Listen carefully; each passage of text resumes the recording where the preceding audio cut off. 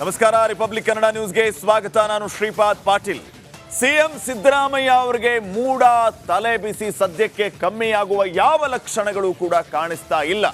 ಈಗಾಗಲೇ ಸಿಎಂ ಸಿದ್ದರಾಮಯ್ಯ ವಿರುದ್ಧ ಸಂಕಟಗಳ ಮೇಲೆ ಸಂಕಟ. ಈ ಮಧ್ಯೆ ಲೋಕಾಯುಕ್ತ ತನಿಖೆಯನ್ನ ಚುರುಕುಗೊಳಿಸಿದೆ, ಸ್ಥಳ ಮಹಜರಿಗೆ ಮುಂದಾಗ್ತಾ ಇದೆ. ಇವತ್ತು ವಿಜಯನಗರ ಬಡಾವಣೆಯಲ್ಲಿ ಸ್ಥಳ ಮಹಜರನ್ನ ಮಾಡಲಿಕ್ಕಿದೆ ಲೋಕಾಯುಕ್ತ. ದೂರುದಾರ ಸ್ನೇಹಮಯಿ ಕೃಷ್ಣ ಜೊತೆಗೆ ಈ ಸ್ಥಳ ಮಹಜರು ನಡೀಲಿಕ್ಕಿದೆ.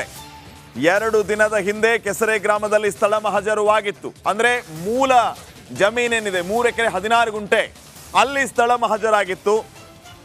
ಈಗ ವಿಜಯನಗರ ಬಡಾವಣೆಯಲ್ಲಿ ಸ್ಥಳ ಮಹಜರು ಆಗುತ್ತೆ.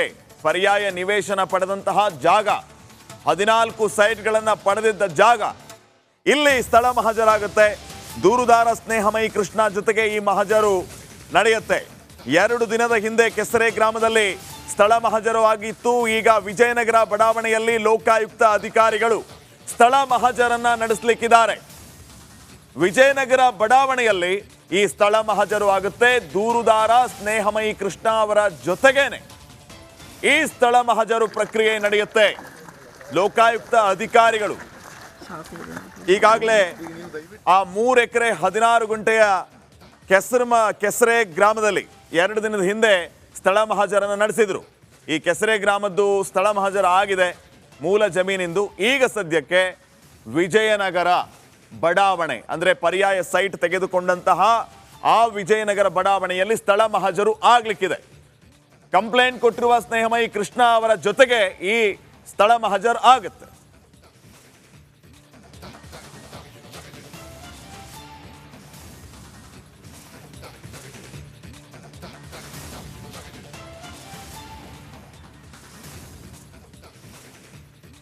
ಮುಖ್ಯಮಂತ್ರಿ ಸಿದ್ದರಾಮಯ್ಯ ಪರವಾಗಿ ಜಿಟಿ ದೇವೇಗೌಡರು ಬ್ಯಾಟ್ ಮಾಡಿದ್ದು ಕಳ್ಳರೆಲ್ಲರೂ ಕೂಡ ಒಂದಾಗಿದ್ದಾರೆ ಅಂತ ಸ್ನೇಹಮಯಿ ಕೃಷ್ಣ ಅವರು ರಿಪಬ್ಲಿಕ್ ಕನ್ನಡದ ಜೊತೆಗೆ ಮಾತಾಡುವಾಗ ಹೇಳಿದ್ದಾರೆ.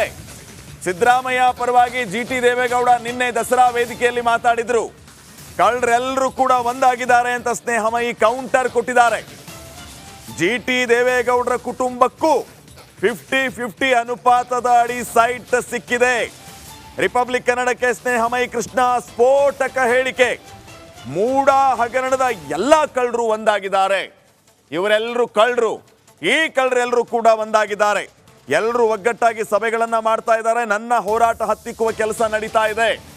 ರಿಪಬ್ಲಿಕ್ ಕನ್ನಡಕ್ಕೆ ಸ್ನೇಹಮಯಿ ಕೃಷ್ಣ ಎಕ್ಸ್ಕ್ಲೂಸಿವ್ ಹೇಳಿಕೆ ಕೊಟ್ಟಿದ್ದಾರೆ. ಏನ್ ಮಾತಾಡಿದ್ದಾರೆ ನೋಡೋಣ.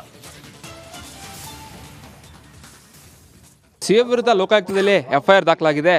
ಲೋಕಾಯುಕ್ತ ಅಧಿಕಾರಿಗಳು ತನಿಖೆಯನ್ನು ಚುರುಕುಗೊಳಿಸಿದ್ದಾರೆ. ಈಗಾಗಲೇ ಏನು 3 ಎಕರೆ 16 ಗುಂಟೆ ಜಮೀನೆಲ್ಲ ಸರ್ವೇನ ಮಾಡಿದ್ರು. ಇವತ್ತು ಅಧಿಕೃತವಾಗಿ ಸಿಎಂ ಅವರು ಪತ್ನಿ ಪಡೆದಿರುವಂತಹ ಸೈಟ್ ನಿವೇಶನಕ್ಕೆ ಕರ್ಕೊಂಡು ಬಂದಿದ್ದಾರೆ.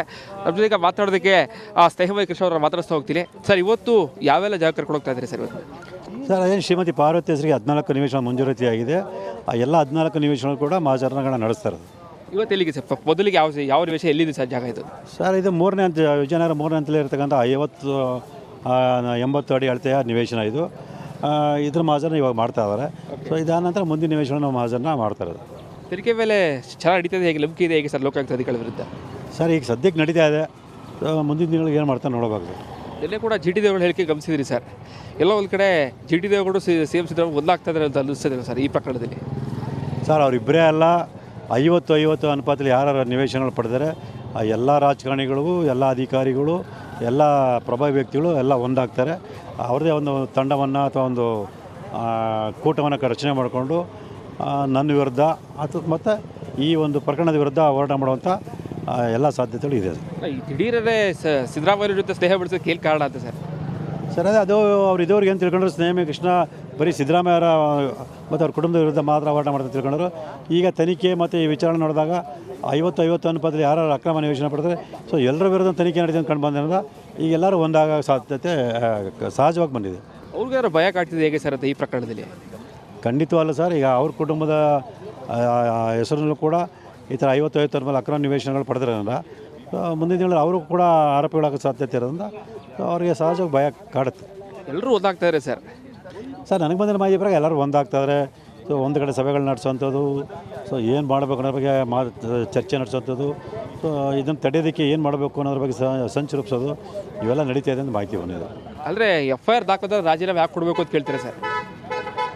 ಅಲ್ಲ, ಇದೇ ಪ್ರಶ್ನೆ ಸಿದ್ದರಾಮಯ್ಯ ಅವ್ರು ಕೇಳಬೇಕು ಸರ್. GT ದೇವೇಗೌಡರು ಹೇಳೋಕ್ಕಿಂತ ಮುಂಚೆ ಇದೇ ಸಿದ್ದರಾಮಯ್ಯ ಅವರು ಹಿಂದೆ ಯಡಿಯೂರಪ್ಪ ಅವರಿಗೆ ಬೇರೆಯವರೆಲ್ಲ ಕೇಳಿದ್ರಲ್ಲ, ಆವಾಗ ಕೇಳಿದಂಥ ವ್ಯಕ್ತಿ ಈಗ ಯಾಕೆ ಉಲ್ಟಾ ಹೊಡಿತಾನೆ ಅನ್ನೋದ್ರ ಬಗ್ಗೆ GT ದೇವೇಗೌಡರು ಒಂದು ಸ್ಪಷ್ಟೀಕರಣ ಕೊಡಬೇಕು. ಪಕ್ಕದಲ್ಲೇ ನಿಂತ್ಕೊಂಡು ಮಾತಾಡಲ್ಲ. ಅದೇ ಸಿದ್ದರಾಮಯ್ಯ ಅವರು ಹಿಂದೆ ನೈತಿಕತೆ ಪ್ರಶ್ನೆ ಮಾಡಿ ರಾಜೀನಾಮೆ ಕೊಡಬೇಕು, ಆರೋಪಿತ ವ್ಯಕ್ತಿ ಅಧಿಕಾರದಲ್ಲಿದ್ದರೆ ತನಿಖಾ ಸಂಸ್ಥೆಗಳ ಪ್ರಭಾವ ಬೀರ್ತಾವೆ ಅಂತ ಅವರೇ ಹೇಳಿದ ಮಾತನ್ನು ಸೊ ಈಗ ಯಾಕೆ ಅವರು ಅವರೇ ಬದಲಾಯಿಸ್ತಾರೆ ಅನ್ನೋದ್ರ ಬಗ್ಗೆ ಅವರೇ ಸ್ಪಷ್ಟೀಕರಣ ಕೊಡಬೇಕು. ಇದಿಷ್ಟು ದೂರದಾರದಂತಹ ಸ್ನೇಹಮಯಿ ಕೃಷ್ಣ ಅವರ ಮಾತುಗಳು. ಈಗಾಗಲೇ ಭಾಳ ಸ್ಪಷ್ಟವಾಗಿ ಹೇಳ್ತಾ ಇರೋದು ಎಲ್ಲ ಕಳ್ಳರು ಕೂಡ ಒಟ್ಟಾಗ್ತಾ ಇದ್ದಾರೆ, ನಾನು ಮಾತ್ರ ಎಲ್ಲರ ವಿರುದ್ಧ ಹೋರಾಟ ಮಾಡ್ತಾ ಇದ್ದಾರೆ. GT ದೇವೇಗೌಡರ ವಿರುದ್ಧ ಕೂಡ ಹೋರಾಟ ಮಾಡ್ತಾರೆ. ಅವರು ಕೂಡ 50-50ಯಲ್ಲಿ ಸಾಕಷ್ಟು ನಿವೇಶನ ಪಡ್ಕೊಂಡಿದ್ದಾರೆ. ಸೊ ಹೀಗಾಗಿಯೇ ಈ ರೀತಿಯಾದಂತಹ ಮಾತುಗಳೆಲ್ಲ ಆಡ್ತಾ ಇದ್ದಾರೆ, ಮಾತುಗಳನ್ನ ಹೇಳ್ತಾ ಇದ್ದಾರೆ. ಕ್ಯಾಮ್ರಾ ಪರ್ಸನ್ ಸಚಿವ ಜೊತೆಗೆ ವಿನೋದ್ ಪಡವಾರ, ರಿಪಬ್ಲಿಕ್ ಕನ್ನಡ, ಮೈಸೂರು. ಕುಮಾರಸ್ವಾಮಿ ಅಶೋಕ್ ಇಬ್ಬರು ಕೂಡ ದೊಡ್ಡ ಹುಚ್ಚರು ಅಂತ ಸಚಿವ ಬೋಸರಾಜ್ ಅವರು ಇವರಿಬ್ಬರ ವಿರುದ್ಧ ಕಿಡಿಕಾರಿದ್ದಾರೆ. ಮಾತೆತ್ತಿದ್ರೆ ಮುಖ್ಯಮಂತ್ರಿಗಳ ರಾಜೀನಾಮೆಯನ್ನ ಕೇಳ್ತಿದ್ದಾರೆ. ಇವರಿಬ್ಬರಿಗೂ ದೊಡ್ಡ ಹುಚ್ಚು ಹಿಡಿದಿದೆ. ಕುಮಾರಸ್ವಾಮಿ ಮತ್ತು ಅಶೋಕ್ ಇಬ್ಬರು ಕೂಡ ಹುಚ್ಚರು, ಇವರಿಬ್ಬರಿಗೂ ಹುಚ್ಚು ಹಿಡಿದಿದೆ ಅಂತ ಹೇಳಿ ಸಣ್ಣ ನೀರಾವರಿ ಸಚಿವ ಬೋಸರಾಜು ಈ ರೀತಿಯ ಹೇಳಿಕೆಯನ್ನು ಕೊಟ್ಟಿದ್ದಾರೆ.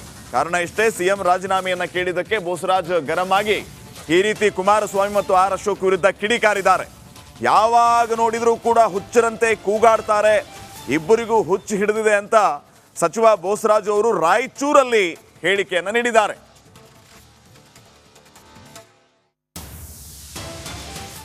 ಹುಚ್ಚಿಡ್ದಂಗೆ ಹೊಡೆದು ಏನು ಬೇಕೋ ಅದನ್ನು ಮಾತಾಡ್ತಾ ಇದ್ದಾರೆ.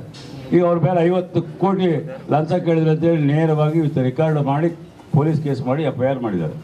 ಅದಕ್ಕೆ ಏನು ಉತ್ತರ ಕೊಡ್ತಾರೆ? ಅಶೋಕ್ ಅವ್ರ ಮೇಲೆ ಕೇಸ್ ಆಗಿ FIR ಆಗಿದೆ, ಏನು ಉತ್ತರ ಕೊಡ್ತಾರೆ? ಯಡಿಯೂರಪ್ಪರ ಮೇಲಂತೂ 100 ಕೇಸ್ ಇದಾವೆ, ಏನು ಉತ್ತರ ಕೊಡ್ತಾರೆ? ಅವ್ರದೇ ಪಕ್ಷದವರು ಯತ್ನಾಳ್ ಅವರು ಮಾಜಿ ಕೇಂದ್ರ ಸಚಿವರು BJP ಸರ್ಕಾರದಲ್ಲಿ ಅವರೇ ಕ್ಲಿಯರ್ ಆಗಿ ಅನೇಕ ಬಾರಿ ಹೇಳಿದರು. ಈಗ ಮತ್ತೆ ಪುನಃ ವಿಚಾರ ಮಾಡಿದರು. ನಾವು ನಮ್ಮ ಪಕ್ಷದಲ್ಲಿ ಕೆಲವರು ಭ್ರಷ್ಟಾಚಾರದಿಂದ ಪಡೆದಿರ್ತಕ್ಕಂಥ 1000 ಕೋಟಿ ರೂಪಾಯಿ ಇಟ್ಕೊಳ್ತಾರೆ. ಈ ಸರ್ಕಾರನ ತೆಗೆದು ಅವರು ಮುಖ್ಯಮಂತ್ರಿ ಆಗಬೇಕಂತ ಪ್ರಯತ್ನ ಮಾಡ್ತಾ ಇದ್ದಾರೆ ನಮ್ಮ ಪಕ್ಷದವರು ಅಂತೇಳಿ ಅವರೇ ಸ್ವತಃ BJP ನಾಯಕರೇ ಹೇಳ್ತಾರೆ. ಸೊ ಇದಕ್ಕಿಂತ ಹೆಚ್ಚಿನ ಸಾಕ್ಷಿ ಅದಕ್ಕೆ ಉತ್ತರ ಕೊಡಬೇಕಲ್ಲ. ಕುಮಾರಸ್ವಾಮಿ ಅವರು, ವಿಜಯೇಂದ್ರವರು, ನಮ್ಮ ಯಡಿಯೂರಪ್ಪನವರು, ಅಶೋಕ್ ಅವರು ಅದಕ್ಕೆ ಯಾವುದೇ ಉತ್ತರ ಕೊಡೋಂಗಿಲ್ಲ. ಅವ್ರ ಹೈಕಮಾಂಡ್ನವರು ಅಮಿತ್ ಶಾ ಅವರು, ಮೋದಿಯವರು ಸಹಿತ ಅದ್ರ ಬಗ್ಗೆ ಏನು ಮಾತಾಡ್ತಾ ಇಲ್ಲ. ಹುಚ್ಚಿಡ್ದಂಗೆ ಹೊಡೆದು ಏನು ಬೇಕೋ ಅದನ್ನು ಮಾತಾಡ್ತಾ ಇದ್ದಾರೆ. ಈಗ ಅವ್ರ ಮೇಲೆ 50 ಕೋಟಿ ಲಂಚ ಕೇಳಿದ್ರೆ ಅಂತೇಳಿ ನೇರವಾಗಿ ರೆಕಾರ್ಡ್ ಮಾಡಿ ಪೊಲೀಸ್ ಕೇಸ್ ಮಾಡಿ FIR ಮಾಡಿದ್ದಾರೆ. ಅದಕ್ಕೆ ಏನು ಉತ್ತರ ಕೊಡ್ತಾರೆ?